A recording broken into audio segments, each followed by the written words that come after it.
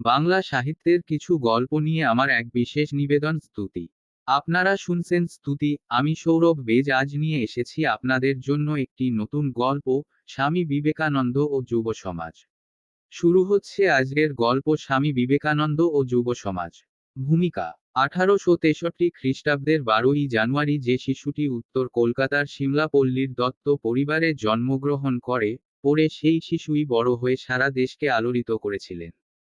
তিনি হলেন বীরসন্ন্যাসী বিবেকানন্দ। পিতা বিশ্বনাথ দত্ত ও মাতা ভুবনেশ্বরী দেবীর গৃহে প্রথম পৃথিবীর আলোক তিনি দেখলেন। পরে ইনি 1893 খ্রিস্টাব্দে শিকাগোর ধর্ম মহাসম্মেলনে ভারতাত্মার সনাতন বাণীটি বিশ্ববাসীর সামনে তুলে ধরে ভারতবর্ষকে গৌরবের উত্তুঙ্গ আসনে প্রতিষ্ঠিত করলেন। ভেদহীন বলিষ্ঠ ভারত গঠনের স্বপ্ন ছিল তার মনে, তাই সেদিন এত বড় দুঃসাধ্য কাজ খুব সহজে করতে পেরেছিলেন তিনি।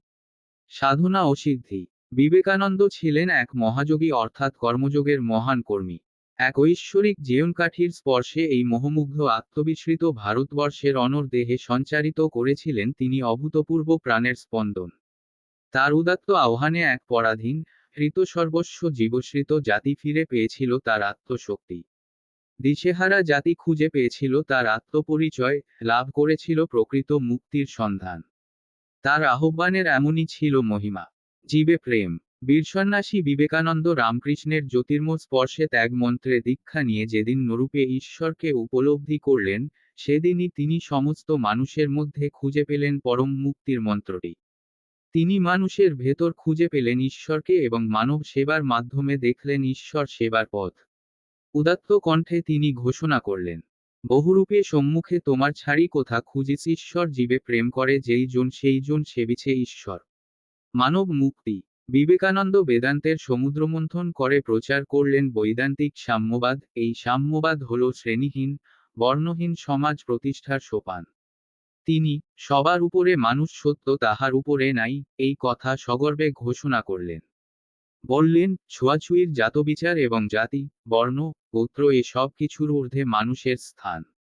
নতুন সমাজের স্বপ্ন। স্বামীজি ভারতবর্ষে এমন একটি সমাজের স্বপ্ন দেখেছিলেন, যাতে ব্রাহ্মণ্য যুগের জ্ঞান, ক্ষত্রিয়ের সভ্যতা, বৈশ্যের সম্প্রসারণ শক্তি এবং শূদ্রের সাম্যের আদর্শ মিলিত হয়ে এদেশ এক মহামানবের পূর্ণ পীঠস্থান রূপে পরিগণিত হয়। সগর্বে তাই তিনি ঘোষণা করতে পেরেছিলেন, ভারতবাসী আমার ভাই, ভারতবাসী আমার প্রাণ, ভারতের দেবদেবী আমার ঈশ্বর, ভারতের সমাজ আমার শিশুসজ্জা, আমার যৌবনের উপবন, আমার স্বর্গ, ভারতের কল্যাণ আমার কল্যাণ। এইভাবেই তিনি মানুষের মধ্যে জগদীশ্বরের অস্তিত্বকে উপলব্ধি করলেন। নবযুগের আচার্য। অধপতিত ভারতবর্ষকে পুনরায় স্বমহিমায় প্রতিষ্ঠিত করতে স্বামীজি যুবশক্তিকে জেগে উঠতে বললেন বীর্যবান হতে। তিনি বললেন, শুধু মানুষ চাই, শুধু শক্তিমান মানুষ। সেদিনের যুব সমাজ স্বামীজির ত্যাগ ও আদর্শের মন্ত্রে উদ্বুদ্ধ হয়ে স্বদেশের শৃঙ্খল মোচনের জন্য উদ্বোধিত হয়েছিল। দেশকে ভালোবাসার মহান ব্রত সেদিনের যুব সমাজ স্বামীজির কাছ থেকেই গ্রহণ করেছিল। শক্তিশালী মানুষ গঠনের জন্য স্বামীজি বললেন, গীতা পাঠ না করে ফুটবল খেল। আবার দুস্থ ক্ষুধার্ত মানুষের উদ্দেশ্যে বললেন, পেটে খিদে থাকলে ধর্ম হয় না, আগে খিদে মেটানোর ব্যবস্থা করতে হবে। বিশ্বভ্রাতৃত্বের বাণী দিয়ে তিনি যুবশক্তিকে সেই পরাধীন ভারতে জাগাতে পেরেছিলেন, তার একমাত্র কারণ তিনি ছিলেন প্রকৃত সর্বত্যাগী মানুষ, আদর্শ মানুষ, নররূপী নারায়ণ। স্বামীজির শিকাগো সম্মেলনের বাণীর মর্মার্থ সেদিন সারা বিশ্ববাসী অনুভব করেছিলেন।